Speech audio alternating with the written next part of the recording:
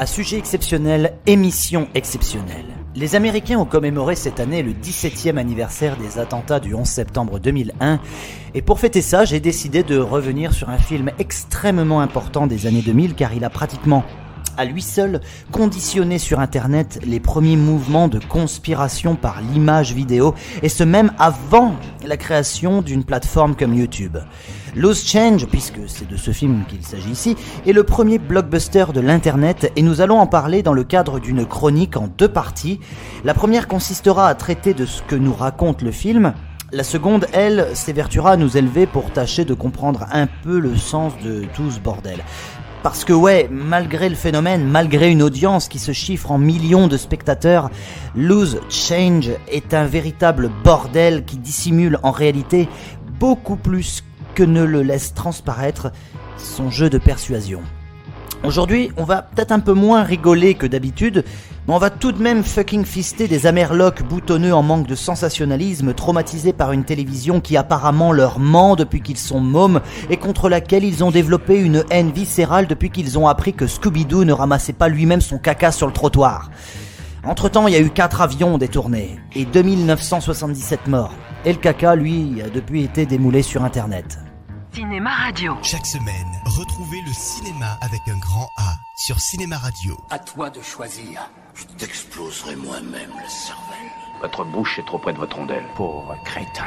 Mais tu vas faire quoi, hein? Vous mourrez avant d'avoir pu recharger. Le cinéma avec un grand A vous ouvre les portes des plus belles salles obscures sur Cinéma Radio et sur le www.lecinémaavecungranda.com.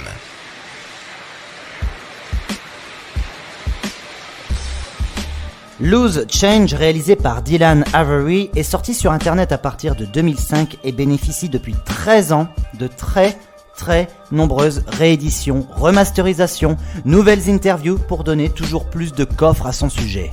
7 versions existent aujourd'hui de durée variable s'étendant d'1 heure à 2h10 et diffusées à l'occasion sur certaines chaînes de télévision dans le cadre d'émissions débattant déjà dans les années 2000 du phénomène du conspirationnisme.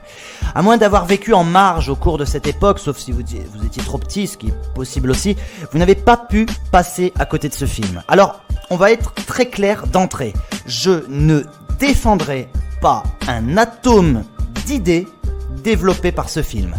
Je ne crois pas aux thèses conspirationnistes. Dans cette première partie, on va essayer de comprendre le processus de mensonge organisé mis en place habilement par Avery et son équipe, et plus tard l'intérêt. Car ce que maman ne nous a pas dit quand elle nous a dit que c'était pas beau de mentir quand nous étions petits, c'est que le mensonge sert toujours un intérêt. Et ce même si celui-ci est habilement retourné contre celui que l'on vise. Un mensonge restera toujours un mensonge et donc servira toujours un intérêt. Aussi, commençons par le mensonge. Le mensonge dans Loose Change s'illustre par une série d'arguments sur différents éléments bien désignés que nous allons lister ici. Un missile a frappé le Pentagone. Les tours jumelles se sont effondrées sous l'effet d'une démolition contrôlée. La tour 7 s'est, elle, effondrée un peu mystérieusement. L'avion de Shanksville a été abattu par l'armée. Le passeport d'un des kamikazes a été retrouvé dans une rue de Manhattan. Jusqu'à la mort de Ben Laden, dont on raconte qu'il n'aurait pas été tué au Pakistan en 2010. Et encore, là, je prends vraiment les cas les plus symptomatiques. Il y en a des dizaines d'autres, démontrant tous, par A plus B, que tout a été monté de toutes pièces par le gouvernement américain depuis des années, et ce à grands coups de démonstrations et d'interviews de soi-disant experts. Remontons à l'origine du concept. Au départ, on a un jeune réalisateur d'à peine 19 piges. Dylan Avery, qui avec sa bande de potes imagine un thriller se déroulant dans le contexte du 11 septembre 2001. Nous sommes alors au cours de l'année 2002. Sauf que malheureusement, il se fait recaler de l'école de cinéma dans laquelle il rêvait d'entrer et comprend qu'il n'aura jamais les fonds pour concrétiser son projet cinéma. Du coup, il réfléchit puis estime qu'il existe suffisamment de preuves pour réaliser un documentaire conspirationniste. J'ai pas très envie de donner dans la psycho de comptoir, mais tout ce que je dis là, c'est lui-même qui l'a raconté en fait. Donc, résumons. On a un garçon qui rêve de faire du cinéma, qui a vu des portes se refermer sur lui, qui avait imaginé une fiction sur un fait d'actualité majeur de son époque et qui, dans un parfait alignement des étoiles, a eu l'idée qu'il fallait avoir au bon moment en s'inspirant probablement de ce qui se faisait ailleurs.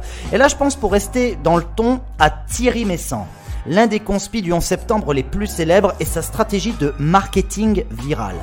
Internet étant en train d'exploser et le 11 septembre ayant été the événement couvert dans tous les sens en Occident, relayer une info sur les attentats par le vecteur de l'Internet, c'était le meilleur moyen possible pour faire entendre sa voix. Messant l'a tout à fait compris, et Avery lui aussi.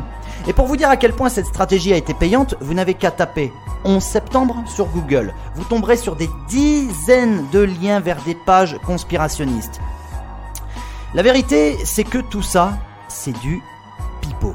Avery lui-même sait tout ça, c'est du pipeau. Seulement, il peut pas l'avouer pour l'heure, parce que c'est un petit peu son gagne-pain. Et aujourd'hui, il a plus ou moins réalisé son rêve de cinéma, puisqu'il réalise des films à Los Angeles.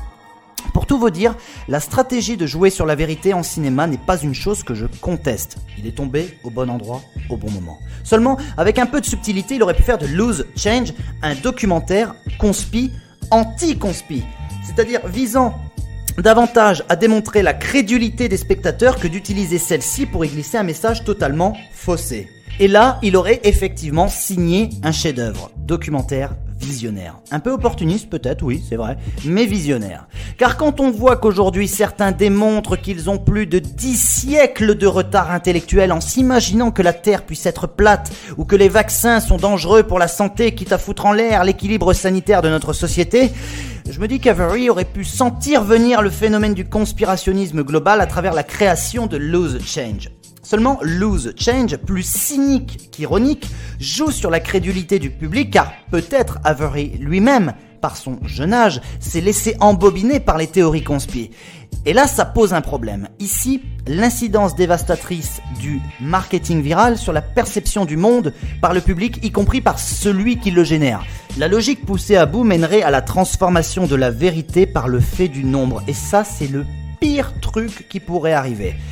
Je le glisse en passant, développez votre propre intellect les enfants, n'écoutez pas tout ce qu'on vous dit, recoupez les infos, même ce que moi je vous dis, ajoutez-le à une liste d'informations, mais ne vous contentez pas d'une seule source non vérifiable, parce que Loose Change, en termes de source invérifiable, c'est Las Vegas, t'en as pour tout ton pognon.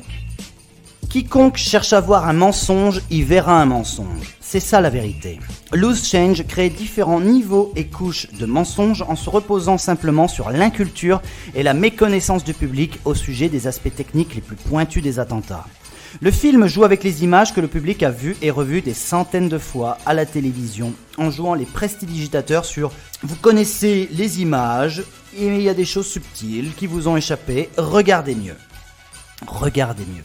Ce fameux « regardez mieux ». Regardez mieux les tours lorsqu'elles s'effondrent et vous verrez peut-être des projections de poussière aux étages inférieurs comme si des charges explosives se mettaient en route pour fragmenter le bâtiment. Regardez mieux la seule IPS du crash du Pentagone et vous verrez le nez d'un missile et non celui d'un avion. Regardez mieux les images du crash et vous verrez peut-être même un hologramme rentrer dans la tour sud. La vérité, et vous le savez, elle est toujours beaucoup plus morne et beaucoup plus chiante. Les tours jumelles ont été frappées par des avions qui ont endommagé les colonnes extérieures et intérieures des deux bâtiments, ce qui a fragilisé la protection incendie qui, dans les minutes qui suivent, vont prendre 600 à 800 degrés dans la gueule par la combustion du kérosène et fragiliser la structure interne du bâtiment qui vont s'effondrer par les flancs extérieurs et s'affaisser ensuite sur la structure intérieure. Vitesse de la chute libre ? Eh ben non, Loose Change se moque de vous en fait. La vérité, c'est que les immeubles se sont effondrés 30% moins vite que la vitesse de la chute libre. Et pour preuve, le 11 septembre 2001, il y a des éléments qui sont tombés du World Trade Center à la vitesse de la chute libre. Ce sont les personnes qui se sont suicidées en sautant du bâtiment. À l'œil nu, en utilisant ce malheureux comparatif, on constate que les corps tombent plus vite que la structure qui tombe, parce que celle-ci supporte sa propre charge inférieure, ce qu'une démolition contrôlée est censée limiter au possible, justement pour éviter la propagation des débris. Ici, les débris sont tellement éparpillés qu'ils ont défoncé toute la structure sud de la fameuse tour 7 qui a pris feu de haut en bas. Oui, mais la tour 7, démolition contrôlée alors ? Un expert en démolition contrôlée, un vrai expert, pas un expert de loose change, il vous dira jamais qu'une explosion part du bas pour générer des explosions sur les étages du haut sans qu'entre les deux, il y a rien en fait. Pourtant, ce qu'en disent les images, si on parle de démolition contrôlée, c'est qu'on mise en fait tout sur l'onde de choc qui part du bas vers le haut. Et ça, c'est juste pas possible. Même un enfant le sait. Le bâtiment s'est affaissé par le bas car la zone dévastée de la structure était en contrebas. Sur les images, on constate que le World Trade Center 7 s'affaisse légèrement par l'avant et la perspective démontre qu'il ne s'effondre pas droit comme un piquet, mais qu'un point de brisure est visible sur les images. En fait, le World Trade Center 7 s'est abîmé de la même manière que les deux autres, choc et lourd incendie, sauf que l'effondrement ne s'est pas branlé exactement de la même manière parce que la structure n'a pas été secouée par un avion sur un point précis de l'architecture du bâtiment, mais par les débris d'un building effondré sur un pan beaucoup plus large. Je vais pas aller plus loin, je suis pas ici pour débunker loose change, et il y en a d'autres qui le font 1000 fois mieux que moi sur des sites internet scientifiques sourcés. Loose change, lui, n'a pas de source probante. Il crée ses propres sources en mettant en scène d'obscurs témoins dont on doit croire sur parole chacun des traîtres mots. Le système de montage oriente aussi les différents discours, puis ajoutez là-dessus des créations 3D, des reconstitutions, des tournants le faux pour en faire du vrai, vous obtenez un mélange parfait qui dans votre esprit de profane apparaît comme tout à fait sérieux. Parce que les gens, les néophytes, ne sont pas toujours très bien conscients des multiples aspects insidieux du montage. Tous n'ont pas étudié Eisenstein et le montage des attractions, le ciné-point d'un côté ou le ciné-œil, le kinoglatz de Dziga Vertov et en l'occurrence la caméra comme extension de l'œil en contradiction avec le montage comme moyen de parfaire le sens de l'image. Tout ceci rentre en compte lorsqu'on observe une œuvre comme Loose Change qui crée de multiples diversions intellectuelles pour pointer du doigt le gouvernement américain d'un mensonge éhonté contre sa population alors que le mensonge lui-même prend une voie détournée. C'est ainsi le fruit de la population qui ment par omission au reste de la population. Alors attention, je suis pas en train de te dire que le gouvernement US, il est blanc comme neige, surtout avec un fou furieux comme George W. Bush à sa tête.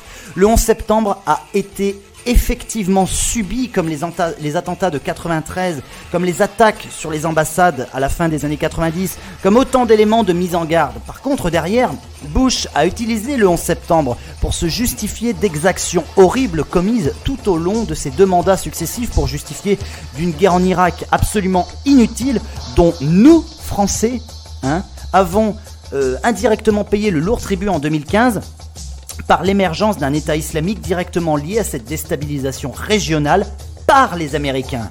Oui, les pires erreurs commises par l'Occident ces 18 dernières années sont directement et indirectement liées au 11 septembre 2001.